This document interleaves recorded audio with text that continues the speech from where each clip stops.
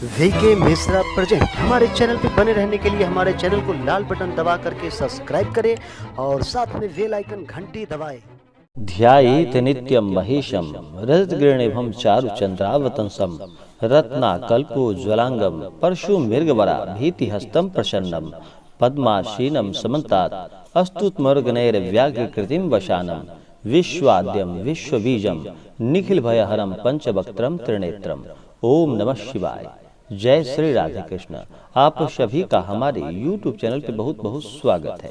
यूं ही ज्ञानवर्धक जानकारियाँ प्राप्त करने के लिए हमारे इस चैनल को लाल बटन दबा करके सब्सक्राइब करें, साथ में बेल आइकन घंटी दबाएं ताकि मेरे वीडियो का नोटिफिकेशन आपके पास सबसे पहले पहुंचे। आइए आज सुनते हैं शनि प्रदोष व्रत की कथा।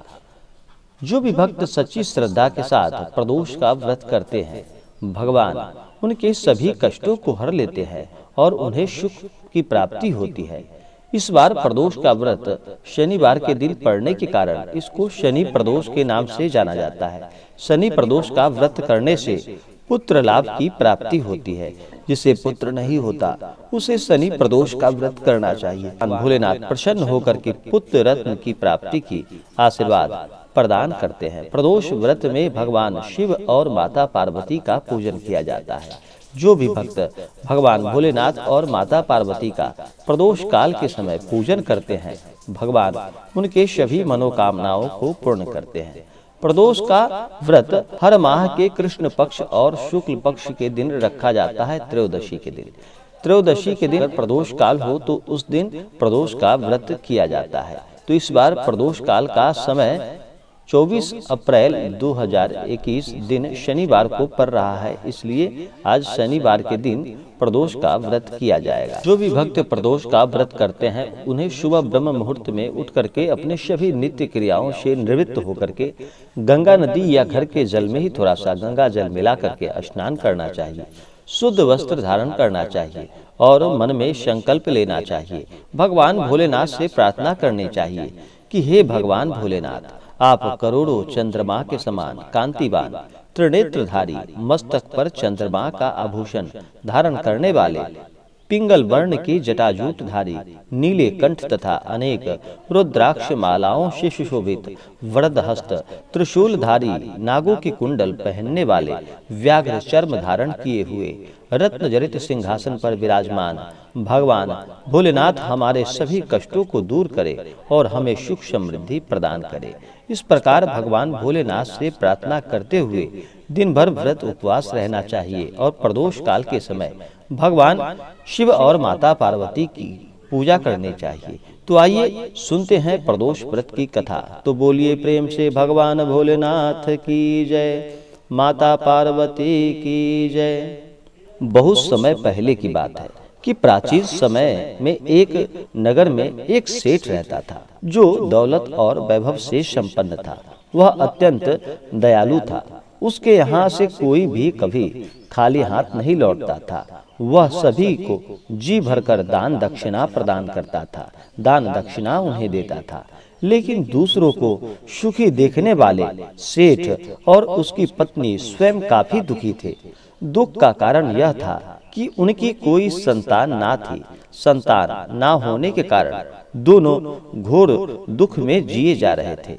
एक दिन उन्होंने तीर्थ यात्रा पर जाने का निश्चय कर लिया और अपने सभी काम काजों को सेवकों को सौंपकर वह तीर्थ की ओर चल पड़े। अभी वे नगर के बाहर ही पहुंचे थे कि उन्हें एक विशाल वृक्ष के नीचे समाधि लगाए एक तेजस्वी साधु दिखाई पड़े। दोनों ने सोचा कि साधु महाराज से आशीर्वाद लेकर आगे की यात्रा शुरू की जाए। पति पत्नी दोनों समाधि लीन साधु के सामने हाथ जोड़कर बैठ गए और उनके समाधि टूटने की प्रतीक्षा करने लगे। सुबह से शाम हो गई और फिर रात हो गई, लेकिन साधु की समाधि नहीं टूटी। मगर सेठ और सेठ की पत्नी धैर्य पूर्वक हाथ जोड़कर वहां बैठे रहे।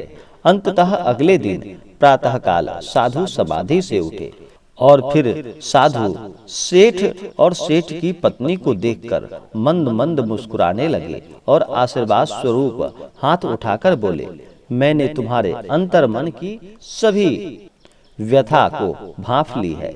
वत्स, मैं तुम्हें धैर्य और भक्ति भाव से तुम्हारे से अत्यंत प्रसन्न हूँ।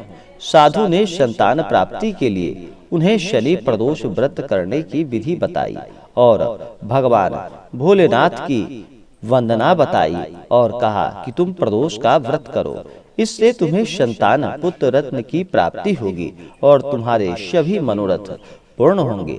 फिर साधु बताने लगे कि भगवान से तुम इस प्रकार वंदना करो कि हे रुद्रदेव, हे शिव, आपको नमस्कार है। शिव शंकर जगत गुरु, आपको बारंबार नमस्कार है। हे नीलकंठ, आपको बारंबार नमस्कार है। शशि मौली चंद्र सुख सागर, आपको नमस्कार है। हे उमाकांत सुधे, आपको नमस्कार है। उग्रत्व रूप मन, आपको नमस्कार है। ईशान ईश प्रभु, आपको बारंबार नमस्कार है। विश्वेश्वर प्रभु शिव, आपको नमस्कार है। और फिर दोनों तीर्थ यात्रा करने चले गए। तीर्थ यात्रा करने के बाद घर जब वापस आए तो उन्होंने पूरे विधि विधान के साथ नियम पूर्वक शनि प्रदोष व्रत किया। अंततः सेठ और सेठ की पत्नी को एक सुंदर पुत्र रत्न की प्राप्ति हुई। शनि प्रदोष व्रत के प्रभाव से उनके यहाँ छाया हुआ अंधकार समाप्त हो गया और दोनों को पुत्र की प्राप्ति हुई और दोनों आनंद पूर्वक रहने लगे। शनि प्रदोष का व्रत जो भी भक्त सच्ची श्रद्धा के साथ नियम व निष्ठा के साथ करते हैं, भगवान भोलेनाथ उनके सभी मनोकामनाओं को पूर्ण करते हैं और उन्हें सुख की प्राप्ति होती है। प्रदोष व्रत के दिन कुछ बातों का ध्यान रखना चाहिए।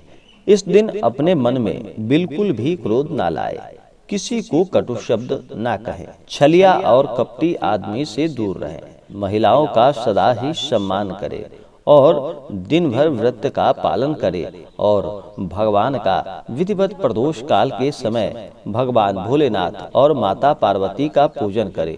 जो भी भक्त सच्ची श्रद्धा के साथ नियम व निष्ठा के साथ प्रदोष का व्रत करते हैं, भगवान उनकी सभी मनोकामनाओं को पूर्ण करते हैं। तो बोलिए प्रेम से भगवान भोलेनाथ की जय, माता पार्वती की जय। तो आशा करता हूँ कि यह जानकारी आपको अच्छा लगा हो। ऐसे ही ज्ञानवर्धक जानकारियाँ प्राप्त करने के लिए हमारे चैनल को लाल बटन दबा करके सब्सक्राइब करें, साथ में बेल आइकन घंटी दबाएं ताकि मेरे वीडियो का नोटिफिकेशन आपके पास सबसे पहले पहुंचे। वीडियो को लाइक और अपने मित्रों तथा दोस्तों के साथ शेयर करें। सुखी रहें और स्वस्थ रहें। जय श्री राधे कृष्ण। धन्यवाद।